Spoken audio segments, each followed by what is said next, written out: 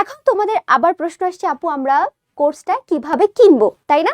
এটা নিয়ে অনেকের কোশ্চেন চলে আসছে। সো আমি একটু করে তোমাদেরকে দেখাই দিব যে তোমরা কোর্সটা কিভাবে কিনতে পারো। তোমরা সবাই তোমাদের মোবাইলের যে অপশন আছে সেই মোবাইলে ক্রোমে যাবা বা গুগলে যাবা, সেখানে গিয়ে তোমরা সবাই জানো আমাদের পপুলার যে জিনিসটা সেটা হচ্ছে এসজি শপ। প্রথমে এসজি শপ লিখে আমরা সার্চ করব। এসজি শপ লিখে সার্চ করলে প্রথমে যে জিনিসটা চলে আসছে, এটার মধ্যে আমরা ক্লিক করব। ক্লিক করার পর একটু নিচের দিকে আমরা চলে যাই, একটু নিচের দিকে গেলেই কিন্তু এই জায়গায় দেখো কি পাচ্ছ, এইচএসসি 27।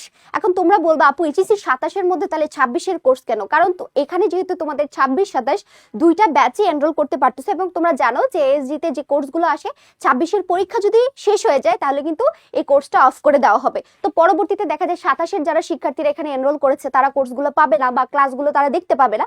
এই জন্য 27 এর মধ্যে নামানো হয়েছে যেন 26 তার পরীক্ষা কমপ্লিট করতে পারে এবং 27 ব্যাচের যারা আছে তারা তাদের পরীক্ষা পর্যন্ত ক্লাসগুলো দেখতে পারে।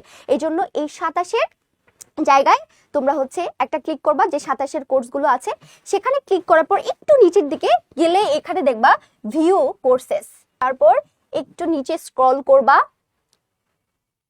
স্ক্রল করলেই তুমি এই জায়গার মধ্যে আপুর কোর্সটা দেখতে পাবা। ঠিক আছে, এনরোলমেন্ট ডিটেলসে চলে যাবা।